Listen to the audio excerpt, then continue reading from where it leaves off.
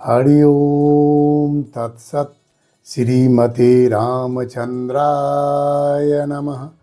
वृक्ष में प्रतिदिन पानी देना पड़ता है, लेकिन फल मौसम के अनुसार आते हैं। इसलिए जीवन में धैर्य रखें, क्योंकि हर काम समय पर ही होता है। देवियों सज्जनों, पुष्पम स्टोर में आप सबों का एक बार फिर से स्वागत है। इसके पहले जो वीडियो मैंने डाला है उसमें शादी की बातें हुई हैं। आज भी विशेष दशाओं के बारे में हम बात करेंगे। दशा प्रणाली हिंदू ज्योतिष का अचूक और विशिष्ट हथियार है। उचित दशा आने पर ही जातक को ग्रहों का फल मिलता है। जन्म कुंडली जन्मकालीन ग्रहों को दिखाती है, जबकि दशा हमें गति प्रदान करती है। महर्षि पराशर ने 54 दशाएं दी हैं, वहीं जैमिनी ऋषि ने 44 दशाएं दी हैं। इनमें कई दशाएं खास मानी जाती हैं, क्योंकि ऐसी दशा कुंडली में कुछ खास परिस्थितियां मौजूद होने पर ही लागू होती हैं। जैसे केंद्र में 4 ग्रह हो तो मंदुक दशा होती है। इसी तरह यदि दशमेश दशम में हो तो चतुर्स्थिति समा दशा का प्रयोग किया जाता है। विशेष दशाओं का प्रयोग ठीक वैसा ही है जैसे बीमारी के लिए अंतिम निर्णय से पहले विभिन्न तरह से जांच की जाती है। कल भी मैंने बताया कि स्पेशलिस्ट डॉक्टर की बात मैंने कही थी। द्विसप्तति समादशा, चतुर्स्थिति समादशा, द्वादशोत्तरी दशा, खष्टहयानी दशा, षोडशोत्तरी दशा, ये विशेष दशाएं हैं। इसके अलावा भी और कई दशाएं हैं, जबकि महर्षि पराशर ने 54 और जैमिनी ने 44 दशा दी है, तो और दशा तो होगी ही। द्विसप्तति समादशा, यह विशेष दशा केवल उन्हीं कुंडलियों पे लगाया जाता है जिसमें लग्नेश सप्तम में हो और सप्तमेश लग्न में हो। यहाँ विवाह उन ग्रहों की दशा में होती है जिसका संबंध दोनों कुंडली यानी जन्म कुंडली और नवांश कुंडली में द्वितीय एवं द्वितीय से हो। ठीक उसी तरह जन्म कुंडली एवं नवांश कुंडली में सप्तम भाव और सप्तमेश से संबंध हो। यहाँ द्वितीय एवं द्वितीय से युति संबंध होने पर भी विवाह हो सकता है। यहाँ दूसरे भाव से संबंध होने के कारण एक से अधिक विवाह का भी व्याख्या करता है। जब द्वितीय से संबंध होता है तो इसका मतलब स्पष्ट है कि अगर इसको बारीकी से देखा जाए तो इसमें दिखाई पड़ेगा कि जातक का एक से अधिक विवाह होगा, या जातक जिस परिस्थिति में हो दूसरा विवाह भी करेगा। ऐसा हम कई कुंडली पे देखे भी हैं। इसी तरह चतुर्स्थिति समादशा, यह विशेष दशा उन सभी कुंडलियों पे लगाया जाता है जिस कुंडली में दशमेश दशम भाव में हो। दशम का मालिक अगर दशम में हो तब ये दशा उसमें लगाया जाता है। जब जन्म कुंडली में चतुर्थ, चतुर्थेश, सप्तम, सप्तमेश से संबंधित ग्रह की दशा होती है तब विवाह संपन्न हो सकता है। तब विवाह होता है जब चतुर्थ का चतुर्थेश का या सप्तम का सप्तमेश का आपस में संबंध होने पर विवाह संभव हो सकता है। नवांश में लग्न, लग्नेश, सप्तम, सप्तमेश, पंचम, पंचमेश और एकादश, एकादशेश से संबंधित ग्रह की दशाओं में भी विवाह संस्कार संपन्न हो सकता है। अर्थात लग्न कुंडली के चतुर्थ, चतुर्थेश, सप्तम की विशेष भूमिका होती है शादी में। इस तरह का इसमें चतुर्थ, चतुर्थेश और सप्तम, सप्तमेश की विशेष भूमिका होती है। हालांकि जिस किसी दशा में हम देखेंगे उसमें सप्तमेश की और सप्तम की दशा,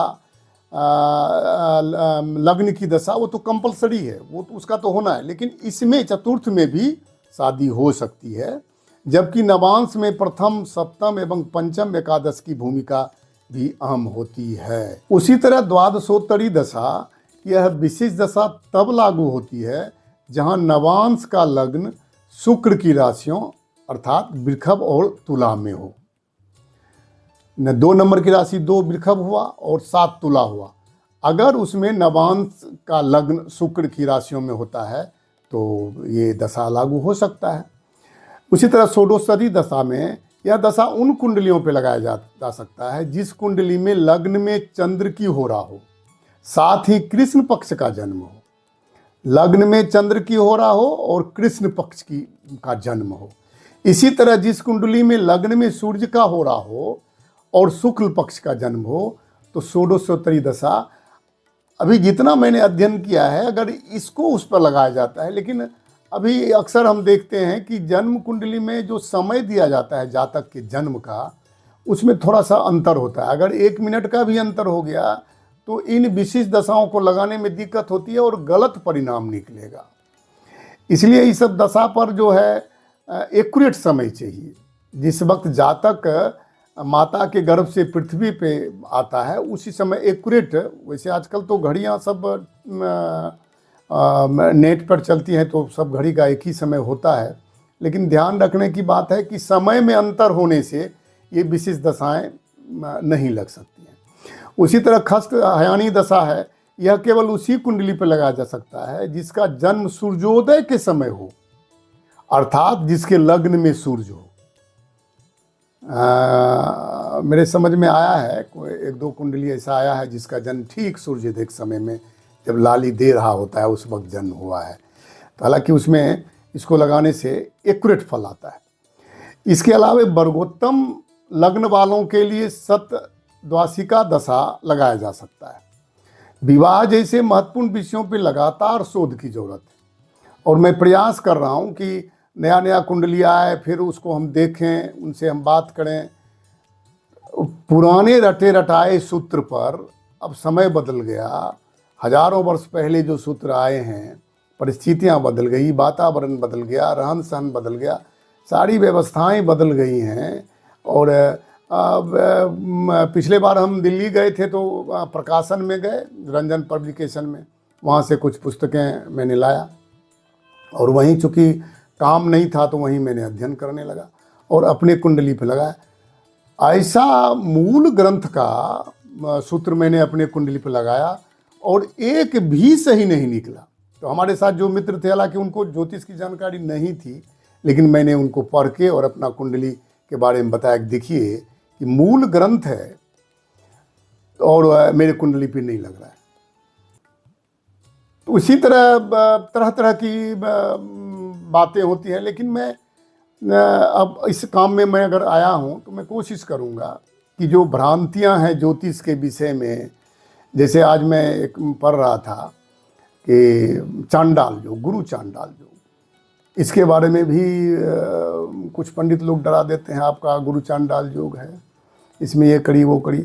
लेकिन कई एक कुंडली भी मैंने देखा, मैं अगले वीडियो में इस पर आऊँगा कि गुरु चांडाल योग में शासक बना है, देश का राष्ट्रपति बना है परवेज मुशर्रफ। गुरु चांडाल योग नवम में था। इसी तरह राहु केतु शनि के बारे में जो डर बनाया गया है हम लोगों के बीच में, अपने समाज में, परिवार में, कि राहु का दशा है, शनि का है, केतु का है, इसलिए दिक्कत है, ये बिल्कुल नहीं है। बगैर शनि के देखे कोई राजयोग नहीं बन सकता, और बनता है तो अस्थाई नहीं होगा, मजबूत नहीं होगा। इसी तरह बगैर गुरु के देखे, राहु के देखे, सबका अपना अपना भूमिका है। और अगर गुरु चंडाल जो गुरु और राहु से बनता है तो क्या शुक्र और राहु से नहीं बनता है? इसमें तर्क याद दिया जाता है कि चूंकि राहु के गुरु हैं शुक्र, राहु के गुरु हैं शुक्र, इसलिए उसमें चांडाल योग नहीं होता। क्या राहु अगर दूसरे जो किसी ग्रह के साथ हो फिर भी तो वही बन सकता है? लेकिन ऐसी बात नहीं है। वो भाव के ऊपर निर्भर करता है, किस भाव का में राहु है, उसके अधिपति कौन है और वो कहाँ बैठे हैं। अगर शुभ होगा तो शुभ फल करेगा, अगर अशुभ होगा तो अशुभ फल करेगा।